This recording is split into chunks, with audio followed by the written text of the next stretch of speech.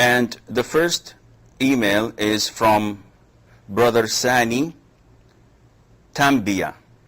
And he says, Assalamu alaikum, I'm driving a truck, and while people sat on the top of the truck, unexpectedly, an electric cable that crossed the road loosed down and hooked one of them down, and he died on the way to hospital. Do I need to perform the fasting?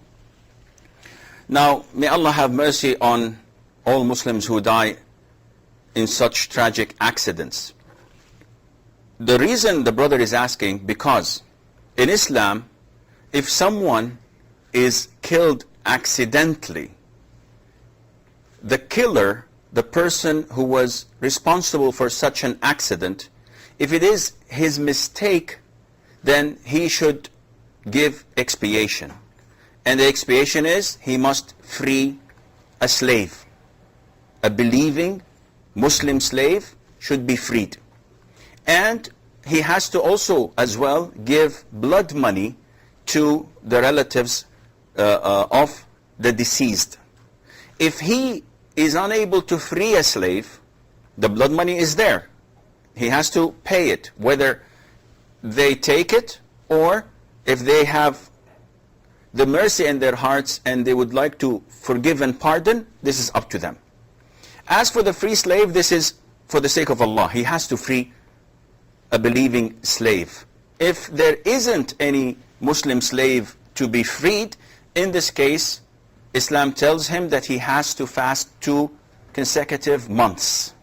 And this so that Allah Azza wa Jal would repent over him. Now, if you look at this situation, we find that the brother is talking about an incident where he's driving a truck and there are people on top of his truck. If the rules and regulations of the country he's in forbids this and considers this to be something that is not legal, in this case it is his fault, it is his mistake for breaking the law, and hence he has to fast these 2 consecutive months. But if this is the norm, as in the case where we find people in rural areas, in Africa, in Southeast Asia, for example, where there isn't any traffic laws, and this is the only means of transportation for people, that they get on top of a truck and it takes them from some place to the other. And if this driver did not do any mistake, in this case he is not obliged to fast any months at all.